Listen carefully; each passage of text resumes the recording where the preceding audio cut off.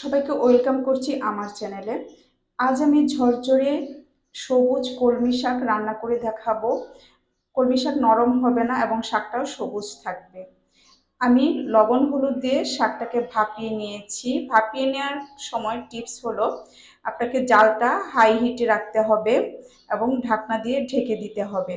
High হিটে রেখে শাকের মধ্যে যে জলটা থাকে সেটা শুকিয়ে নিতে হবে। জলটা কিন্তু শুকিয়ে গিয়েছে, এখন আমি নামিয়ে নিব।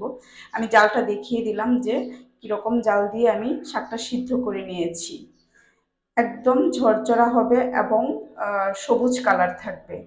আমি দিয়ে দিয়েছি 4-5টি শুকনো মরিচ আর তেল দিয়ে দিয়েছি পর্যাপ্ত পরিমাণে। শাকে একটু তেল বেশি করে দিতে হয়, সেই পরিমাণে তেল দিয়ে দিয়েছি। এবার দিয়ে দিচ্ছি রসুন কুচি, পেঁয়াজ কুচি, এগুলোকে ভেজে নিচ্ছি লালচে করে।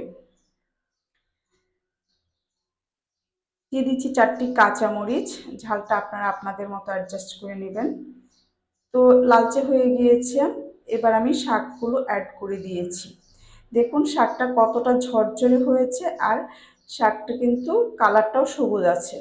এটার একমাত্র কারণেই হলো আমি ঢেকে দিয়ে শাকটা বেশিক্ষণ সময় রাখিনি এবং চুলার আঁচটা বাড়িয়ে রেখে শাকটাকে ভাপিয়ে নিয়েছি লবণ হলুদ দিয়ে।